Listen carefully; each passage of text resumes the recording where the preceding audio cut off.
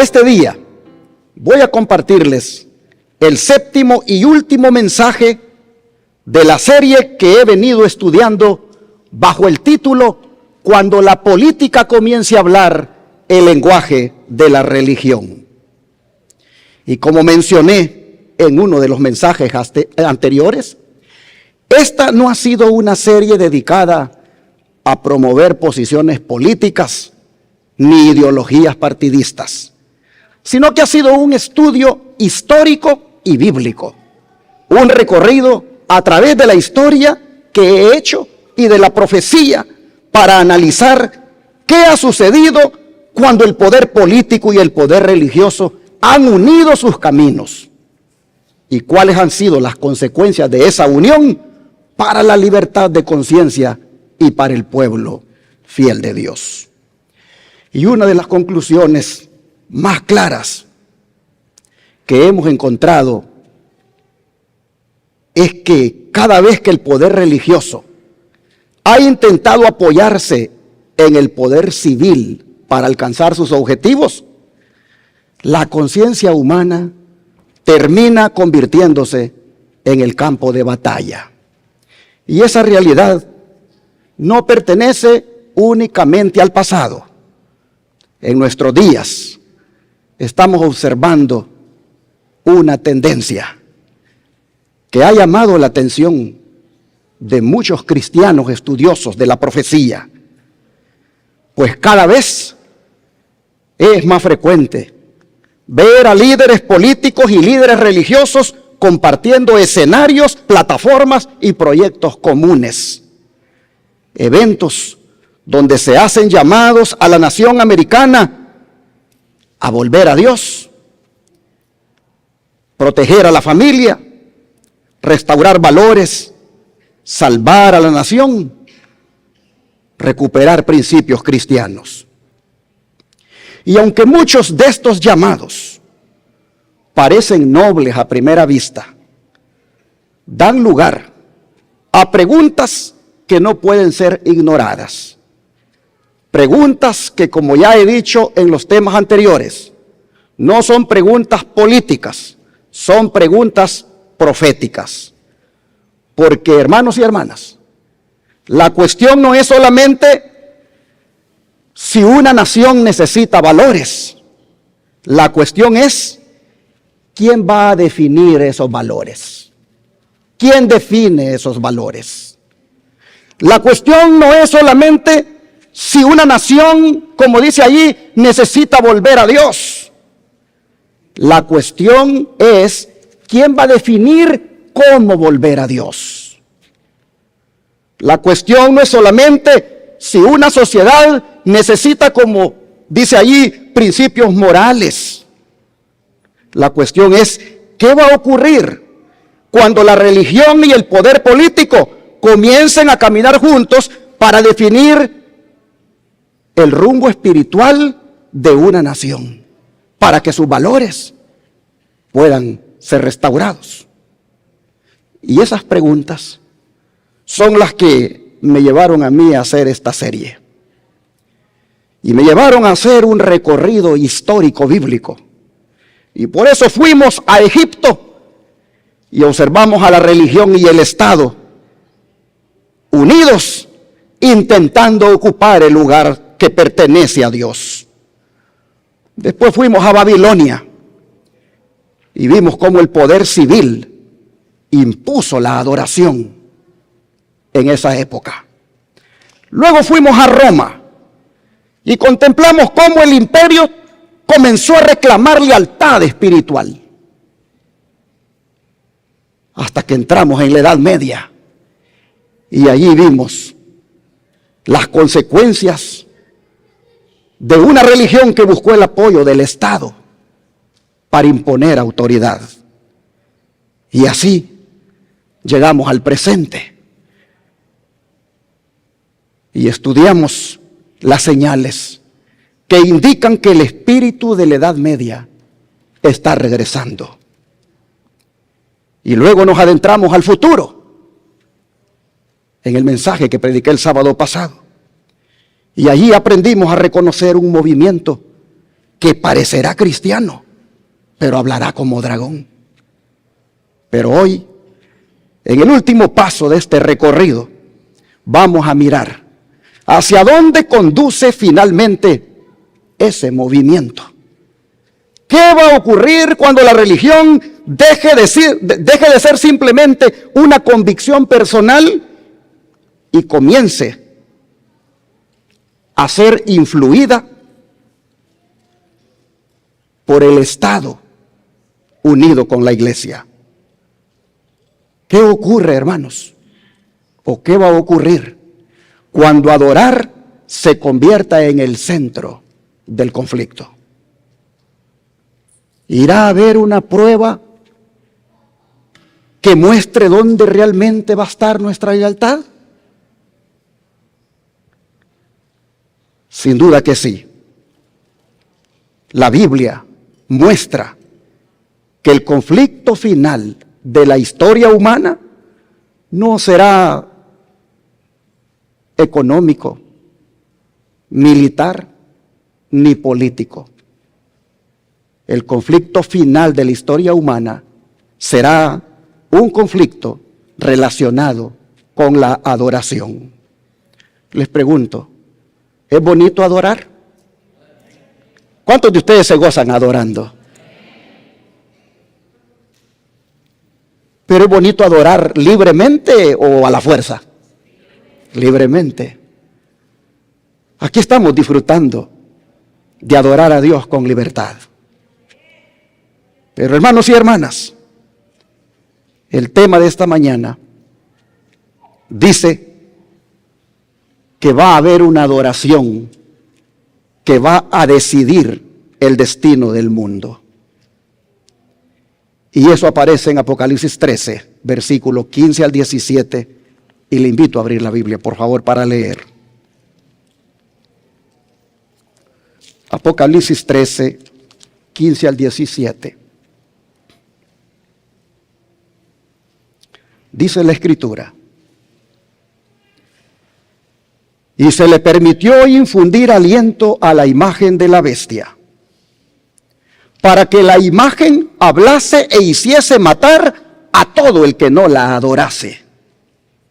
Y hacía que a todos, pequeños y grandes, ricos y pobres, libres y esclavos, se les pusiese una marca en la mano derecha o en la frente, y que ninguno pudiese comprar ni vender, sino el que tuviese la marca o el nombre de la bestia o el número de su nombre. Hermanos, este pasaje describe el momento culminante de la crisis final. Después de presentar el profeta Juan dos bestias aquí en este capítulo 13 de Apocalipsis, él muestra cómo la bestia número 2, es decir, la segunda, va a utilizar su poder para imponer una forma de adoración.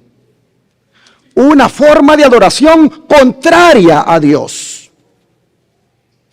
Así que el tema central en Apocalipsis 13 no es la economía ni la tecnología.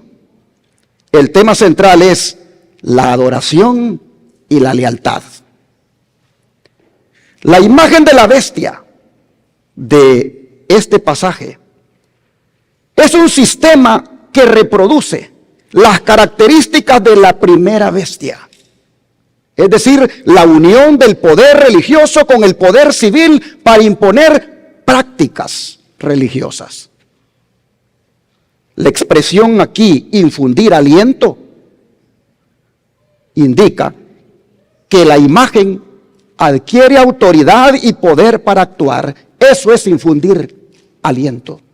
Pues en la Biblia, el aliento simboliza vida o actividad. Y aquí lo que está mostrando es que ese sistema político religioso llamado imagen de la bestia va a llegar a ser plenamente funcional y va a ejercer autoridad.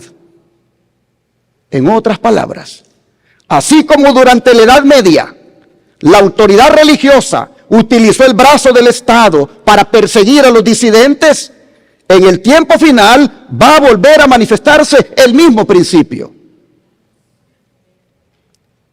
El hecho que diga aquí que se le dio que hablase.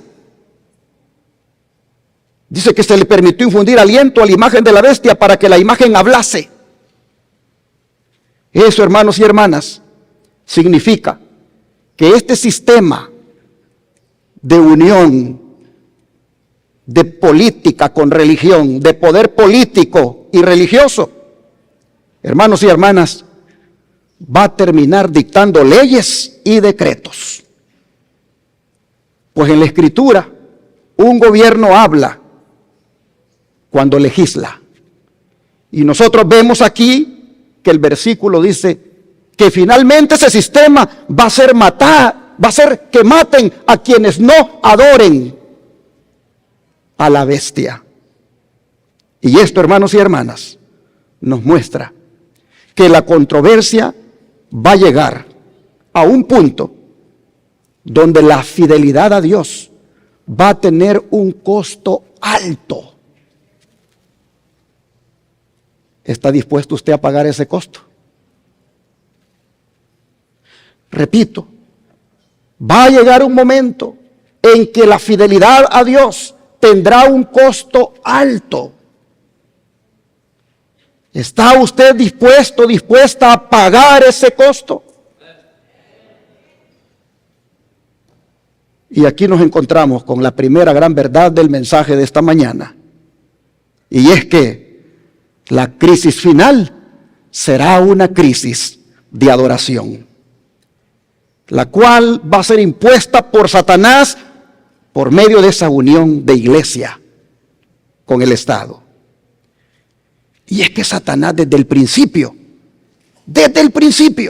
él ha querido recibir la adoración que le pertenece solo a Dios. En el desierto, ¿qué le pidió a Jesús? Todo esto te daré, le dijo, si postrado, ¿qué cosa? Me adorares. Pues aquí en Apocalipsis 13, nuevamente aparece buscando lo mismo, solo que ahora mediante un sistema mundial político religioso. Hermano, hermana, va a llegar el momento cuando este mundo va a ser confrontado con la pregunta: ¿a quién adoras? ¿Quién gobierna tu corazón?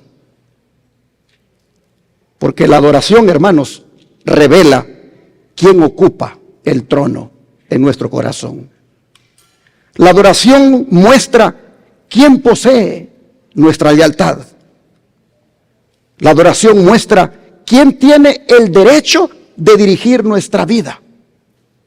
Por eso Jesús rechazó las pretensiones de Satanás en el desierto. Miren cómo le respondió. Vamos al libro de Mateo capítulo 4, versículo 8 al 10.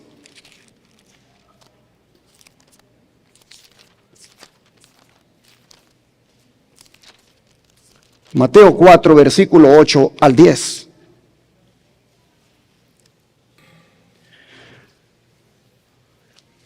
Dice así: otra vez le llevó el diablo a un monte muy alto y le mostró todos los reinos del mundo y la gloria de ellos. Y le dijo: todo esto te daré si postrado me adorares.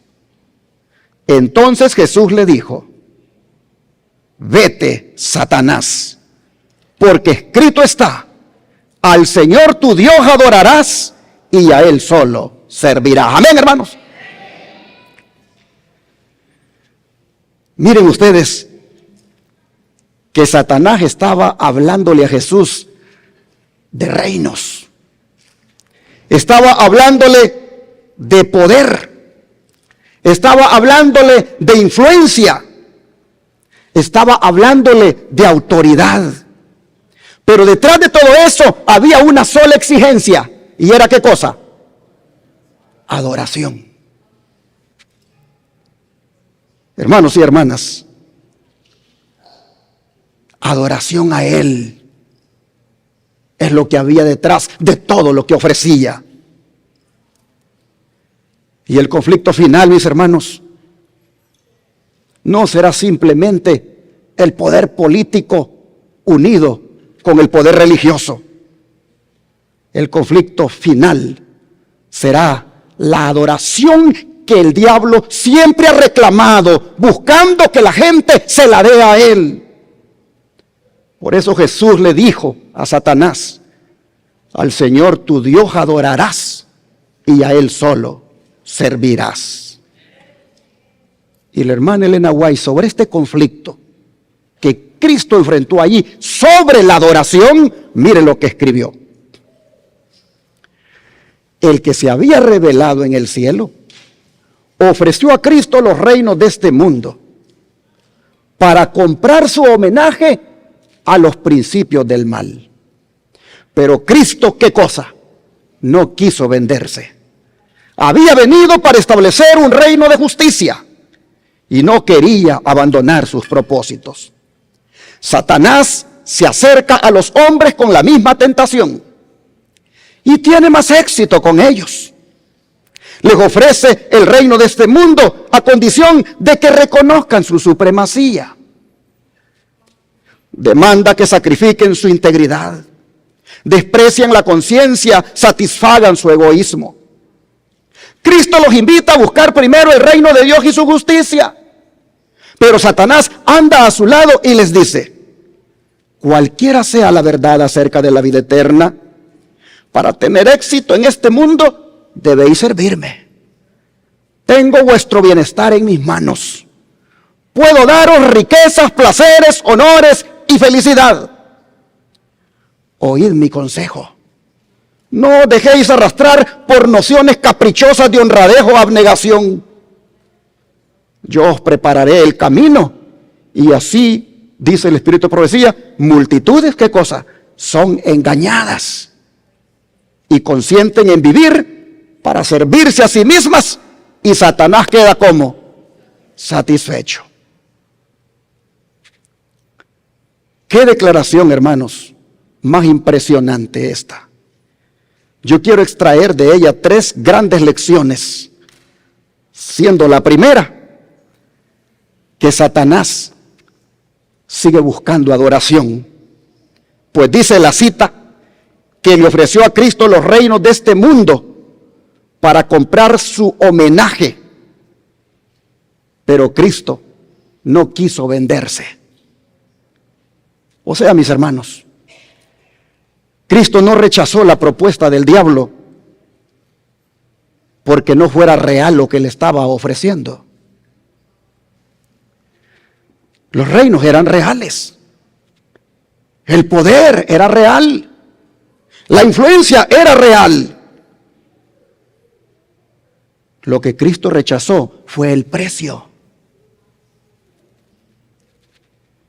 Porque el precio era rendirle homenaje a Satanás. Y allí él miró lo que estaba en conflicto. El verdadero conflicto, hermanos, nunca consistió en recibir o no recibir un reino. Consistió en decidir quién era digno de recibir la adoración.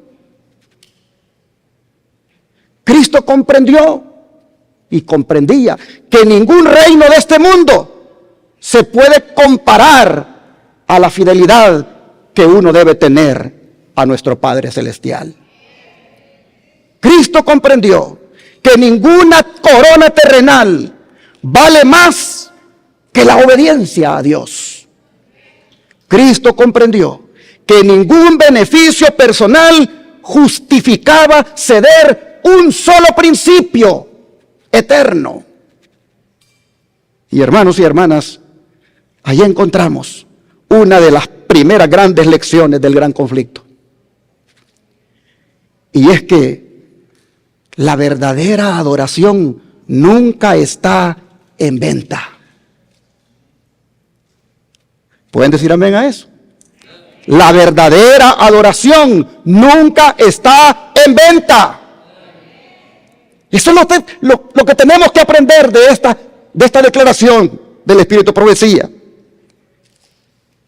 El verdadero adorador puede perderlo todo, pero menos su fidelidad a Dios.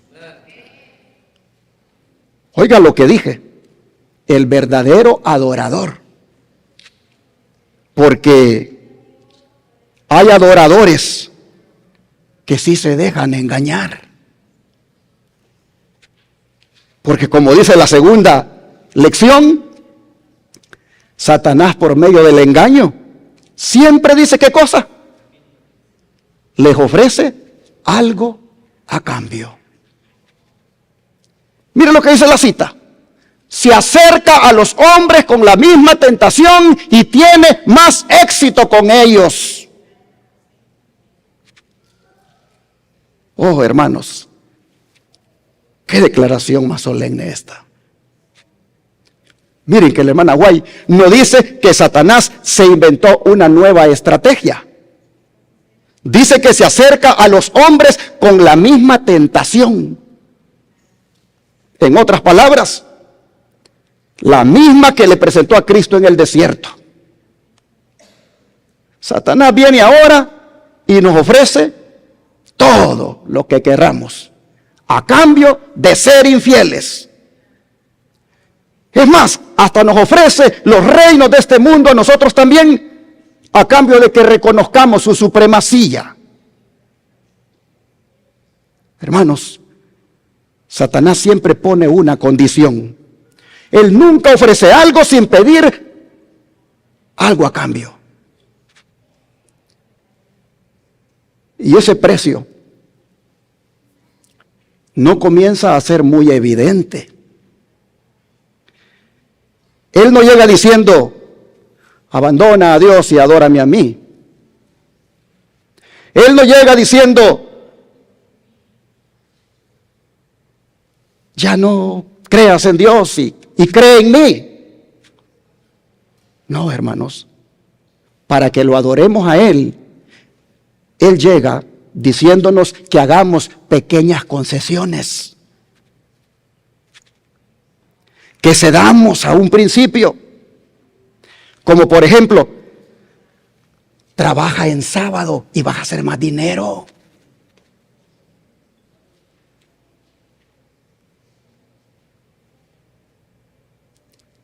Cede tu virginidad a tu novio para que te ame más, no importa que eso vaya contra la santa ley de Dios.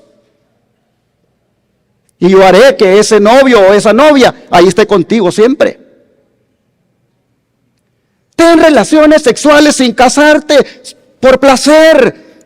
No importa que eso vaya contra el séptimo mandamiento de la ley de Dios. Y yo haré que la pases bien. Y luego añade, y les puedo dar riquezas, placeres, honores y felicidad si cedes a los principios de la obediencia y la pureza. Y por eso es bien normal ahora que hombres y mujeres, jóvenes y adultos, que llevan el nombre de cristianos, viven en el pecado de la fornicación o en el adulterio. O viven en el pecado de la pornografía. Porque el diablo les ha hecho saber que esas cosas son normales, no son pecado. Hermanos y hermanas, así Satanás busca que lo adoremos, cediendo nuestra obediencia a la santa ley de Dios y cediendo nuestra pureza. Hermanos y hermanas, la cita decía, les puedo dar riquezas, placeres, honores y felicidad. En otras palabras, Satanás no promete sufrimiento, promete éxito, no promete derrota, promete bienestar, prosperidad.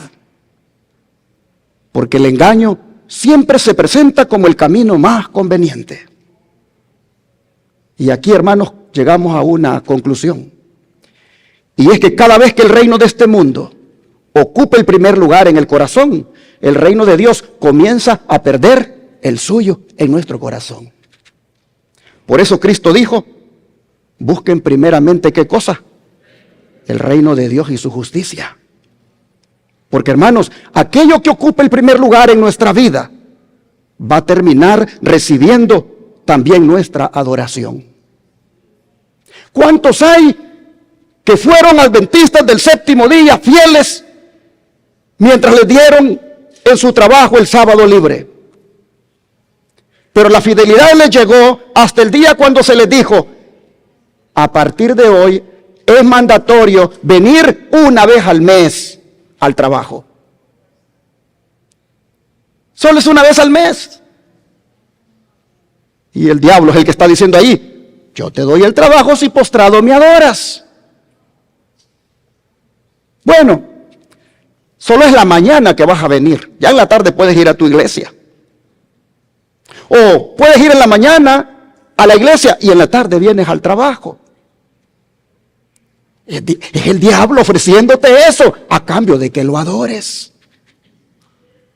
A cambio de que Él ocupe el lugar que debería de ocupar Dios en tu corazón.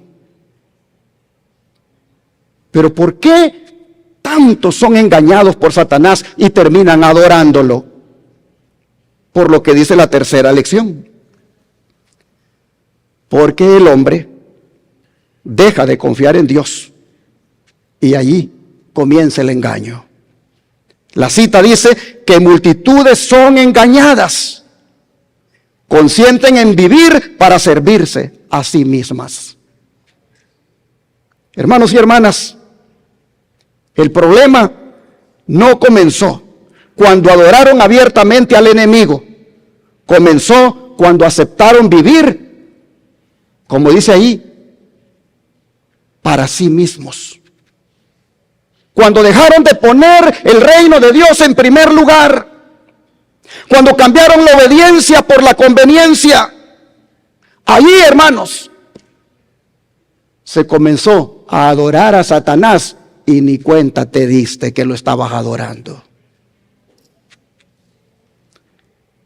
El engaño final, mis hermanos, no va a comenzar cuando Satanás despliegue todo su poder. Va a comenzar mucho antes. Va a comenzar cuando el corazón de nosotros ceda y empiece a preferir el beneficio antes que la fidelidad.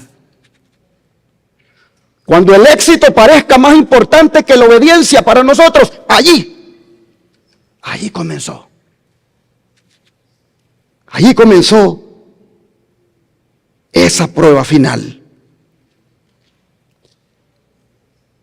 Hermanos, cuando el hombre comience a creer que puede conservar el reino de este mundo sin perder el reino de Dios, ahí comenzó a adorar a Satanás.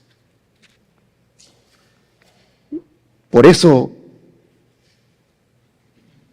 quiero plantear una pregunta esta mañana. Y es: si Satanás lleva siglos preparando al mundo de esta manera para aceptar su propuesta de adoración, ¿cómo en el tiempo final va a hacer para que todo el mundo le crea? ¿Cómo Él va a actuar para que todo el mundo crea que Él está de parte de Dios? Y la respuesta de Apocalipsis es sorprendente, porque aquí encontramos, hermanos, la segunda gran verdad, pues dice que lo va a hacer por medio de un fuego que va a caer del cielo y que hará creer al mundo. Vamos otra vez a Apocalipsis 13 y miremos los versículos 13 y 14.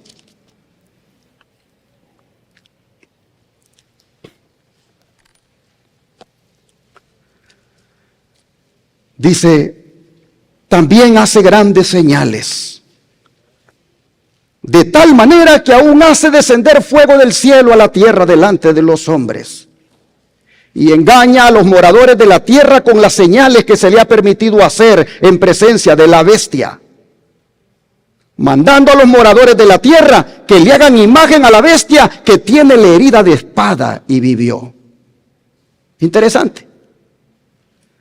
Aquí nosotros vemos que Satanás va a lograr convencer al mundo de que Dios está respaldando su propuesta de adoración por medio, como vemos ahí, de fuego que va a hacer descender del cielo. Hermanos, si ustedes se fijan, el apóstol Juan aquí no dice que hará simplemente milagros. No dice que va a ser simplemente señales. Juan escoge un milagro muy específico. Y es, ¿qué cosa? Hacer descender fuego del cielo. Y esta expresión no está escrita aquí por casualidad. Porque en la mente de un lector de la Biblia sabe muy bien que el fuego que desciende del cielo siempre ha sido una evidencia de aprobación divina. Siempre ha sido una evidencia de que Dios ha respondido. Siempre en la Biblia, cuando se derramó fuego del cielo, fue una manifestación de la presencia divina. Por eso, hermanos, Satanás no es tonto. En el día final hace que descienda fuego del cielo para que su propuesta falsa de adoración la gente crea que viene de Dios. Y que la presencia divina está con ese movimiento que Él está utilizando para imponer esa adoración. Y para comprender mejor esto, ¿qué les parece? Vamos al libro de Primera de Reyes, capítulo 18.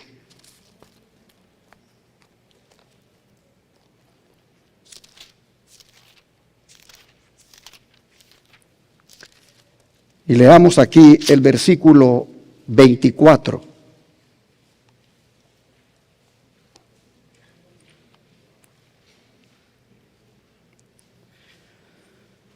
Invocad luego vosotros el nombre de vuestros dioses, y yo invocaré el nombre de Jehová. Y el Dios que respondiere por medio de fuego, ese sea Dios. Y todo el pueblo respondió diciendo, bien dicho. Ya ustedes conocen la historia, es bien larga, lo que pasó. Hermanos y hermanas, esto ocurrió en el Monte Carmelo. Israel estaba confundido en esos días.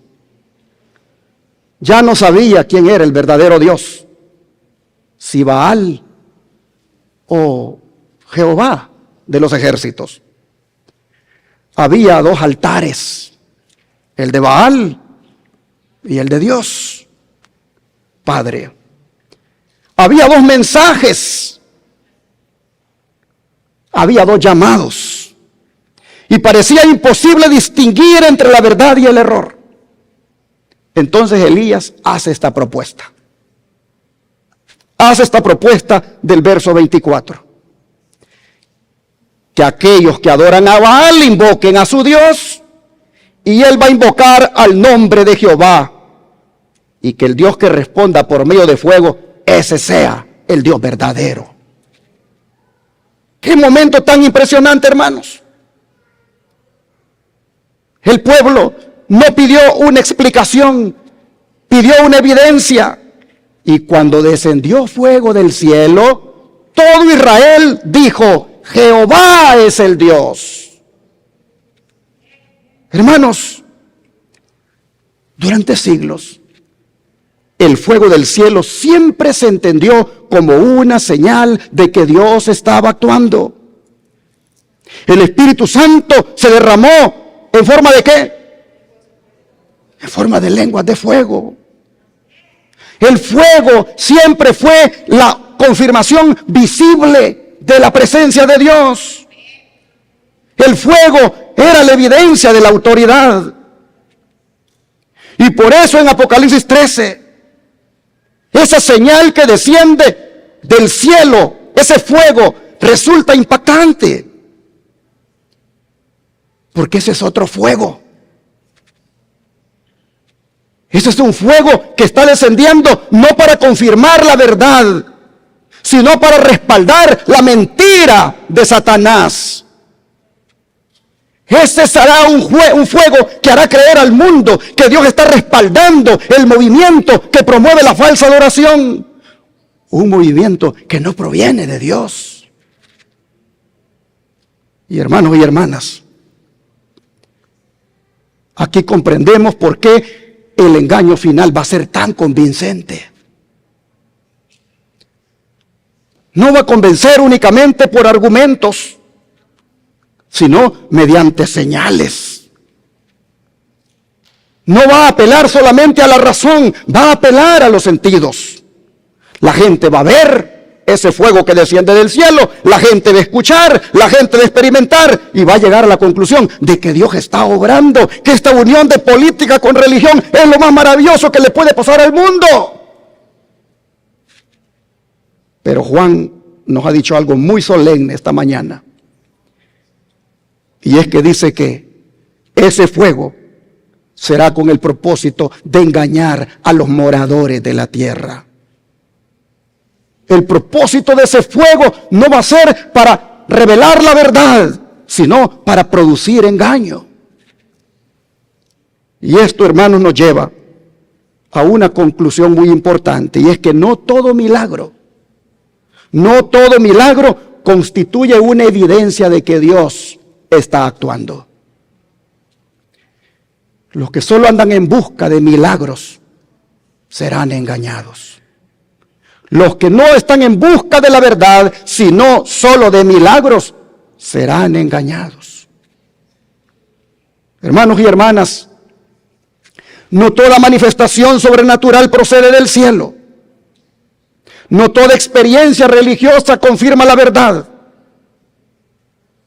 Por eso, la interrogante del tiempo final debe ser: ¿los milagros que estén sucediendo van a conducir a la obediencia a Dios? ¿O van a conducir a la obediencia del sistema político religioso llamado imagen de la bestia? La pregunta que nosotros debemos hacernos, si estamos vivos cuando eso ocurra, es si esa señal está exaltando verdaderamente a Cristo, si está en armonía con la Escritura o no. Porque, hermanos, Dios nunca se contradice. El mismo Dios que inspiró su palabra jamás va a utilizar un milagro para conducir a las personas en dirección equivocada. Y por eso el apóstol Pablo se une en el mensaje esta mañana a decirnos lo siguiente: 2 Tesalonicenses capítulo 2 versículos 9 y 10.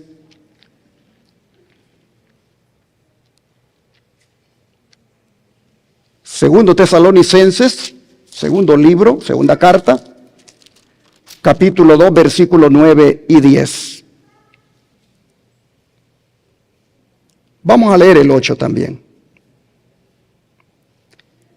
Y entonces se manifestará aquel inicuo, a quien el Señor matará con el espíritu de su boca, y destruirá con el resplandor de su venida. Inicuo cuyo advenimiento es por obra de Satanás, con gran poder y señales y prodigios mentirosos, y con todo engaño de iniquidad para los que se pierden, por cuanto no recibieron el amor de la verdad para ser salvos. Noten ustedes que Pablo y Juan están como conectados. Pablo y Juan describen el mismo fenómeno. Juan habla de fuego, Pablo habla de señales y prodigios aquí. Pero ambos están anunciando ese tiempo cuando el engaño, hermanos y hermanas, no va a venir disfrazado de incredulidad. Va a venir como algo que, ¿cómo pueden estar haciendo esto? Solo si Dios está con ellos lo están haciendo. Hermanos y hermanas, Pablo y Juan están diciéndonos que el engaño vendrá acompañado de manifestaciones religiosas tan impresionantes que millones serán convencidos de que Dios está respaldando al instrumento del enemigo que las hace. Así que, hermanos y hermanas, precisamente sobre este engaño final, miren lo que la sierva del Señor nos escribió para que estemos alertas. Está, dice, por sobrecogernos la lucha final del gran conflicto, cuando con gran poder y señales y milagros mentirosos y con todo engaño de iniquidad, Satanás obrará a fin de seducir, si fuere posible, ¿a quiénes? A los escogidos. Obrará con todo su poder engañador para influir en el corazón y oscurecer el entendimiento, para hacer pasar lo malo por bueno y lo bueno por malo. Cuanto más fuerte y pura sea la fe del pueblo de Dios y más firme su determinación de obedecerle, más fieramente tratará Satanás de excitar contra ellos la ira de los que, mientras pretenden ser justos, pisotean la ley de Dios. Se requerirá la más firme confianza, el más heroico propósito para conservar la fe una vez dada a los santos. ¡Qué declaración! ¡Qué declaración tan impresionante como para uno pensar, hasta yo que digo estar en la verdad, hasta yo que conozco la verdad y que la predico, voy a ser objetivo del enemigo para ser engañado? Quiero destacar 3 puntos de esta cita. El primero, que el engaño será más intenso que nunca, pues dice que es la lucha final del gran conflicto y con el fin de seducir, si fuere posible, aún a los escogidos, Satanás se va a esforzar. Lo que la hermana Guay está diciendo aquí es que vendrá una lucha, y no es una lucha cualquiera, es la lucha final, dice ella, el conflicto más intenso de toda la historia. Por eso, hermanos, no debemos sorprendernos cuando Apocalipsis y 2 Tesalonicenses presenta un engaño sin precedentes, porque la crisis final será una crisis sin precedentes también. Pero llama la atención aquí de esta cita que el objetivo del diablo no serán los incrédulos solamente, sino también los escogidos. El objetivo de Satanás no será únicamente las personas que se han alejado de Dios. La cita dice que serán también los escogidos. Y esto es una advertencia. Porque, hermanos y hermanas, el engaño final será tan convincente que si Dios no nos sostiene, entonces hasta nosotros seremos arrastrados. Porque el enemigo, hermanos, en el tiempo final no va a trabajar mediante errores evidentes. Va a trabajar mediante falsificaciones que se parezcan a la verdad. Por eso el mayor peligro del tiempo final no va a ser encontrarnos con un engaño así grotesco y fácilmente reconocible, sino algo que se parece a la verdad. Y solamente si tenemos una profunda comunión con Cristo, y si tenemos, hermanos, una sólida y estrecha relación con Él a través de su palabra, solamente así vamos a percibir la diferencia entre lo que es engaño y lo que es verdad. Así que, hermanos y hermanas, Dios nos ha revelado todo esto en las profecías, no para que tengamos miedo, sino para que estemos preparados. Para que estemos preparados. Para que como pueblo podamos, hermanos, cuando llegue esta lucha final, estar listos. Y eso me lleva a reflexionar también en la segunda verdad. Pues la segunda verdad dice que comienza cuando se pierde, ¿qué cosa? El discernimiento. La cita dice que Satanás va a obrar con todo su poder engañador para influir en el corazón y oscurecer el entendimiento, para hacer pasar lo malo por bueno y lo bueno por malo. Te van a hacer ver, mi hermano, hermana, que el domingo es el día que hay que guardar, porque ese es el día de la familia. Te van a hacer ver, hermano, hermana, que el domingo es el día de guardar, porque ese es el día que sana las relaciones entre Dios y el hombre. Te lo van a hacer ver. Y te lo van a acompañar con milagros poderosos para que lo creas.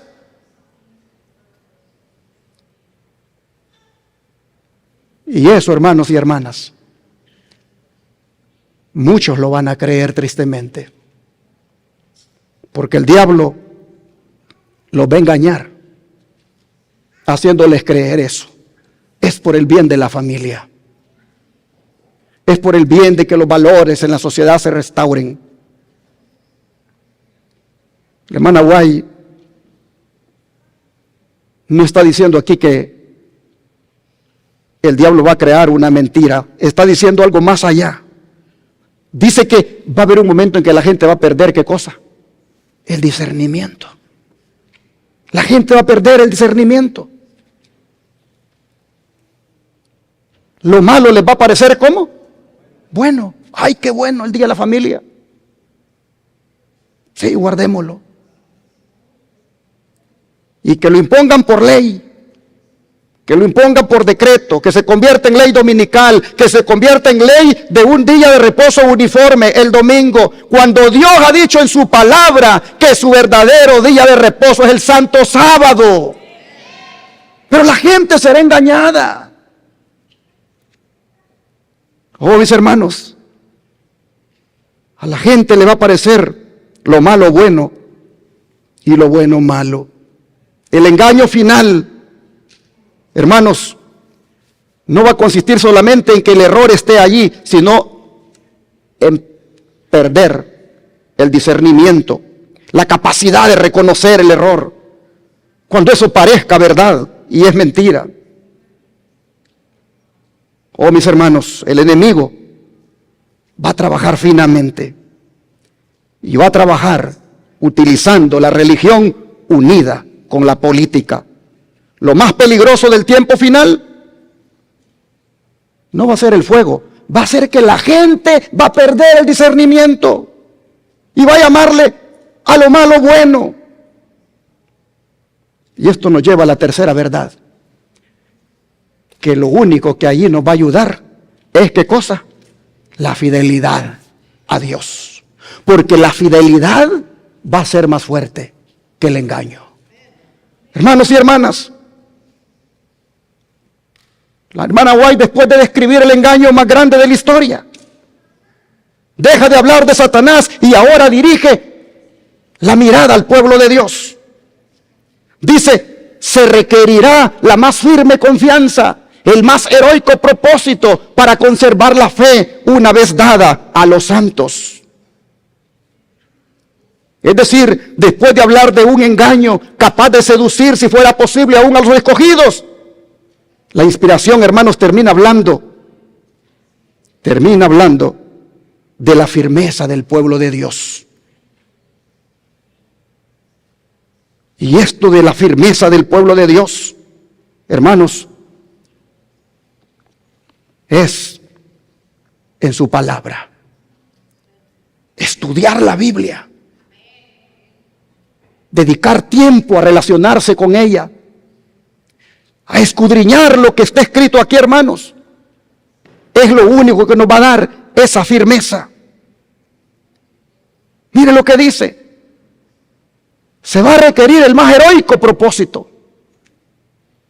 ¿Por qué heroico? Porque permanecer fieles cuando todo el mundo vaya tras la mentira que se propague, se va a requerir, hermanos, valor. Se va a requerir valor espiritual.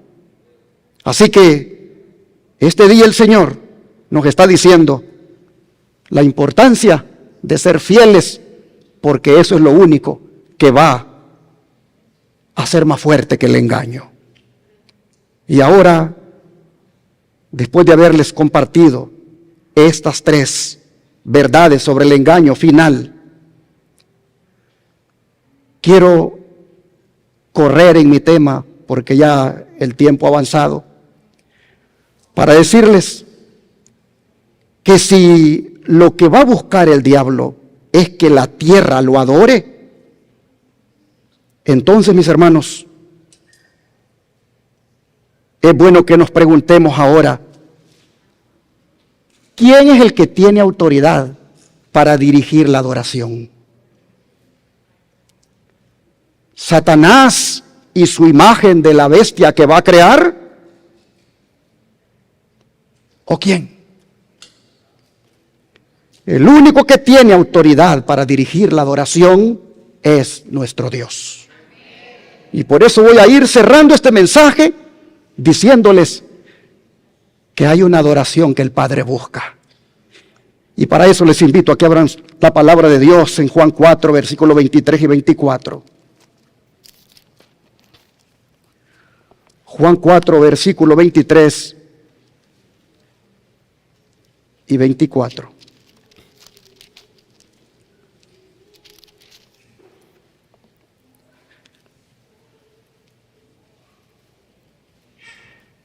Mas la hora viene. ¿Quién está hablando aquí? Jesús. Mas la hora viene. Y ahora es cuando los verdaderos adoradores adorarán al Padre en espíritu y en ¿qué? En verdad. Porque también el Padre tales adoradores busca que le adoren. Dios es espíritu. Y los que le adoran en espíritu y en ¿qué? En verdad es necesario que adoren. Hermanos y hermanas, qué palabras las del Señor aquí. Hemos estado viendo hasta aquí cómo un poder va a buscar dirigir la adoración de la gente hacia la bestia. Pero ahora encontramos a Jesús diciéndonos que el Padre busca verdaderos adoradores. Hermanos y hermanas, Dios no busca simplemente personas religiosas. Dios no busca personas que se dejen impresionar por milagros falsos. Dios está buscando, hermanos, verdaderos adoradores. Y esos adoradores deben adorar en espíritu y en ¿qué? Y en verdad. ¿Por qué en espíritu? Porque la verdadera adoración nace de una relación viva con Dios. No consiste solamente en cumplir formas externas. La verdadera adoración es la respuesta de un corazón transformado por la gracia de Cristo. Pero el Señor dice que esos adoradores no solo adoran por eso. Adoran también ¿en qué? En verdad. ¿Por qué? ¿Por qué en verdad? Porque el amor, hermanos, jamás puede separarse de la verdad. Y el espíritu y la sinceridad de un adorador jamás puede separarse de la verdad. La verdadera adoración, hermanos, no consiste solamente en tener buenas intenciones. La verdadera adoración debe estar en armonía con la verdad que nuestro Padre ha revelado. Y cuando lleguemos al conflicto final, vamos a entender por qué Jesús utilizó las dos palabras, en espíritu y en ¿qué? Y en verdad.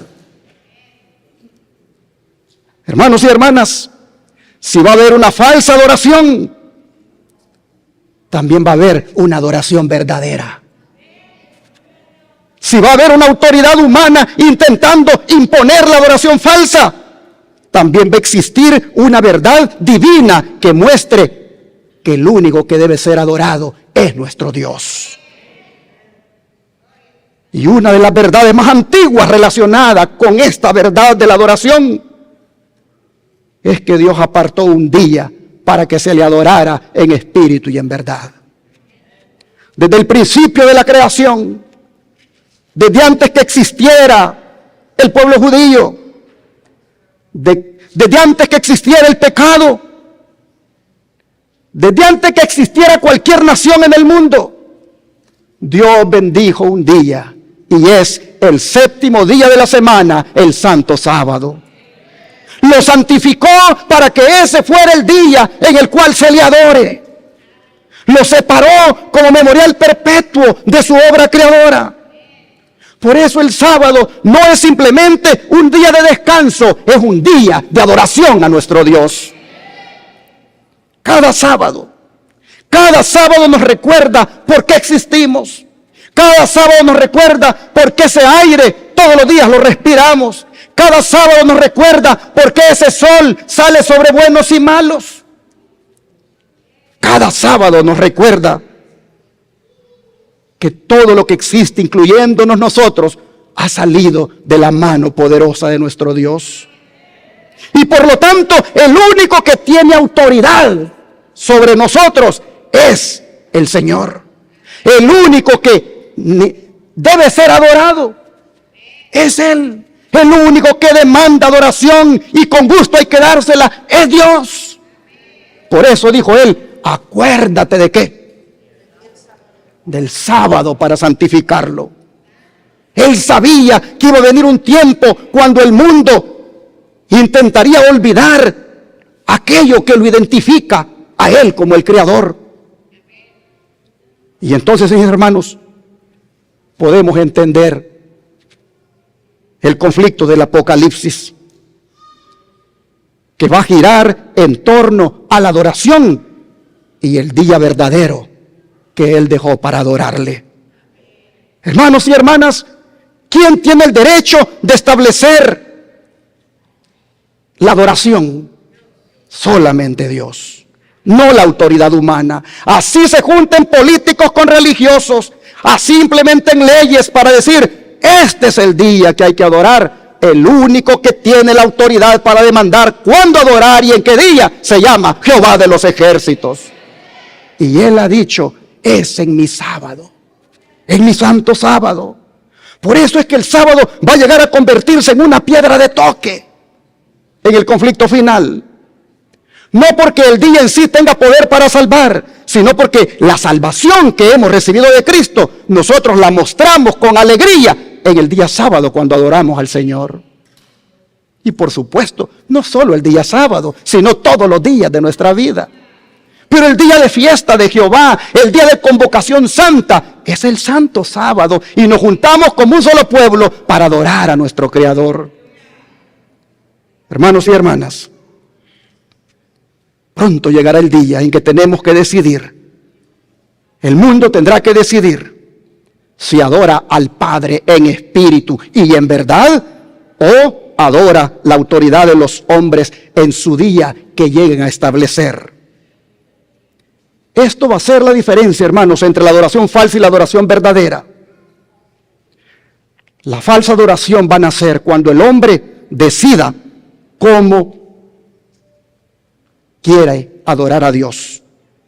Pero la verdadera adoración nace cuando Dios dice cómo se le debe adorar y en qué día. Ojalá, hermanos y hermanas, que estas palabras de Jesús en espíritu y en verdad nos lleve a ser fieles siempre al santo día sábado como el cuarto mandamiento de la ley de Dios. Jesús dijo, adoren no solo en espíritu, adoren en verdad. El Padre está buscando esos adoradores cuyo corazón le pertenezca a Cristo, pero que están bien fundamentados en la verdad. De manera que esta mañana, al llegar al final de esta serie, comprendemos mejor el significado de su título. Cuando la política comience a hablar el lenguaje de la religión. Porque cuando llegue ese momento, la pregunta decisiva no será quién hable más de Dios, ni va a ser quién realiza las manifestaciones más impresionantes, ni va a ser quién reúne más multitudes. La pregunta decisiva será, ¿quién sigue adorando al Padre en espíritu y en verdad? Esa va a ser la diferencia entre la adoración que nace de la autoridad humana y la adoración que nace, como ya dije, de la relación viva con Cristo. Y si el Padre, hermanos y hermanas, está buscando estos adoradores. La pregunta hoy ya no es cómo será el engaño, porque ya lo tenemos claro. La pregunta es cómo vamos a permanecer nosotros siendo verdaderos adoradores cuando seamos confrontados con la falsa adoración. ¿Cómo vamos a permanecer siendo verdaderos adoradores? La respuesta no está en nosotros. La respuesta está en Cristo. Porque, hermanos y hermanas, el que tenga sus ojos puestos en el Señor, ese lo va a adorar siempre en espíritu y en verdad. El que quite la mirada del Señor y la ponga en la bestia y su imagen, la ponga en la imagen de la bestia, ese, hermanos y hermanas, va a ser engañado. Por eso, para cerrar este mensaje, les invito a abrir la Biblia en Hebreos 12, versículo 2.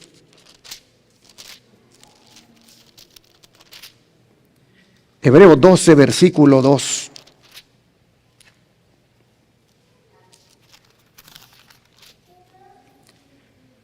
¿Puestos en quién, hermanos?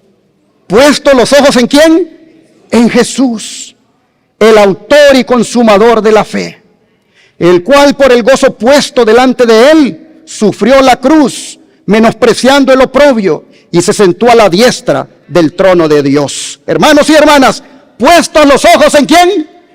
En Jesús. Esa va a ser la única seguridad del pueblo de Dios. Mientras en el mundo hayan señales, nosotros miraremos ¿a quién?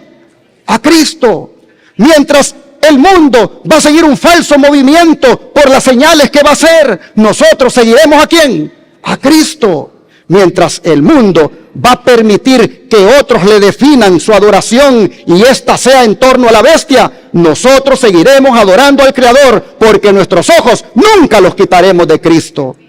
¿Por qué, hermanos? Porque el único que merece adoración es el Rey de Reyes y Señor de Señores. De manera que esta mañana quiero invitarles a que hagan una decisión. No solamente a prepararnos para esa crisis futura, sino vivir de hoy en adelante con nuestros ojos puestos en Jesús. Porque quien aprende a mirar a Cristo cada día, no va a ser engañado cuando llegue el conflicto final. Y si ese es su deseo en su corazón, mirar a Cristo de aquí en adelante, le invito entonces a que le diga esto: Señor, quiero adorarte en espíritu y en verdad. Quiero que ninguna autoridad ocupe el lugar que solamente te pertenece a ti. Y quiero mantener mis ojos puestos en Jesús hasta el día glorioso de su regreso. ¿Cuántos quieren decirle eso al Señor? Hermanos y hermanas, ahí va a radicar la victoria.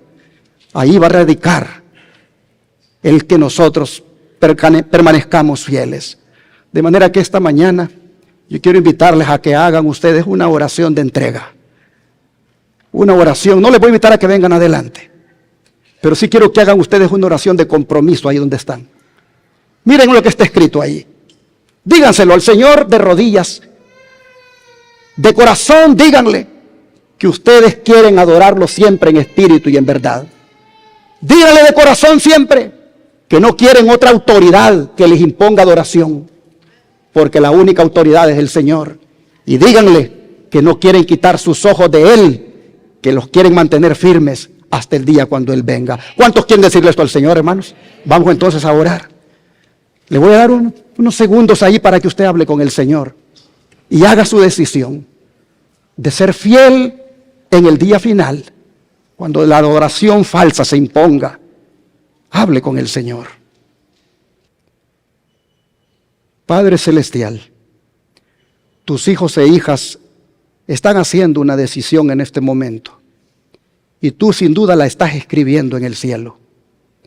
Todos los que hemos entendido y sabemos que lo que viene para los días finales no es nada fácil, hemos hecho ahora una oración de entrega y de compromiso, y es la de permanecer fieles a tu verdad y la de mantener nuestros ojos puestos en ti solamente.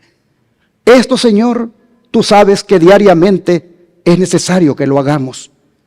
Y por eso nos encomendamos a ti ahora, para que nos ayudes a hacerlo. Que nos ayudes a permanecer firmes en tu palabra. Que nos ayudes para querer alimentarnos siempre de tu palabra. Que nos ayudes, Señor, a elegir siempre ponernos del lado de la verdad. Y que cuando esta confrontación llegue de adoración falsa versus adoración verdadera, nosotros, Señor, seamos de los verdaderos adoradores que te adorarán siempre en espíritu y en verdad. Ayúdenos, Señor, por favor, a que eso sea así. Sabemos que no podemos por nosotros mismos, pero con usted somos más que vencedores. Con usted todo es posible. Por eso nos aferramos de su brazo y le rogamos que nuestra mirada nunca se quite de usted. Se lo pedimos en el nombre de Jesús. Amén. Damos gracias a Dios por su santa palabra. Ahora, hermanos, puestos de pie, vamos a entonar el himno 165, 165.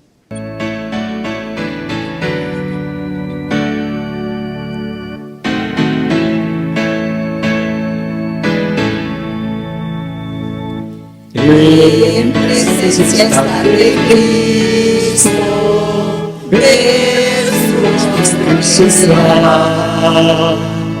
Cuando al fin le pleno gozo, me condenará. Cara a cara espero verle, cuando venga en gloria. Cara a cara y al cielo, y a mi Jesús.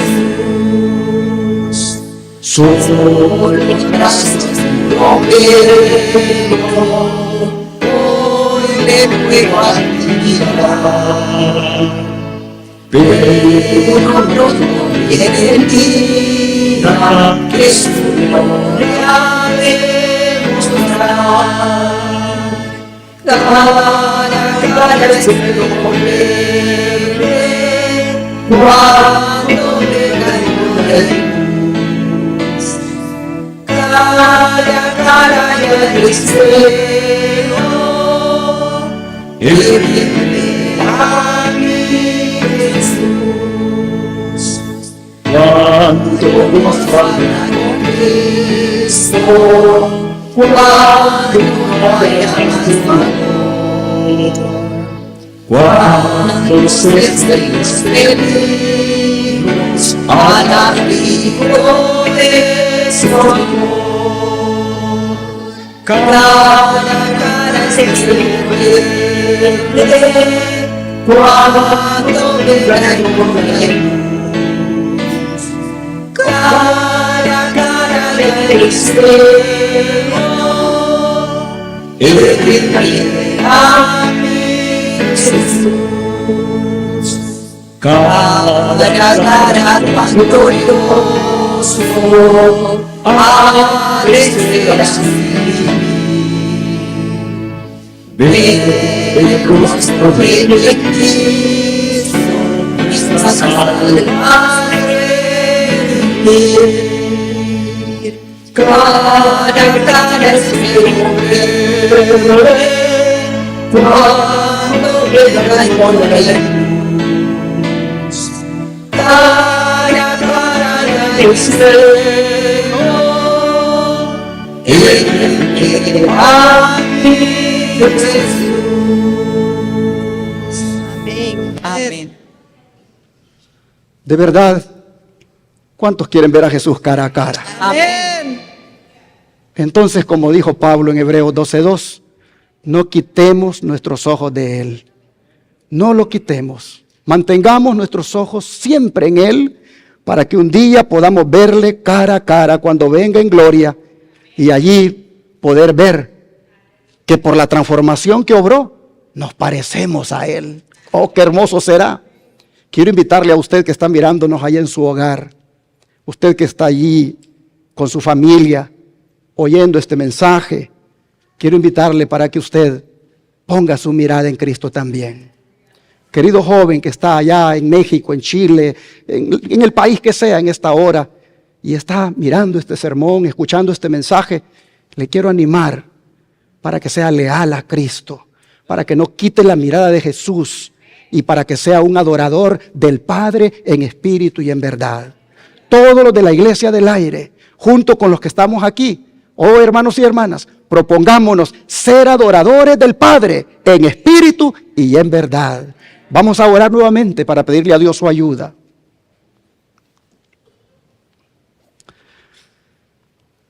Así, Señor, con esta hermosa alabanza, anhelamos un día verte cara a cara. Pero el requisito es no quitar nuestros ojos de ti ahora.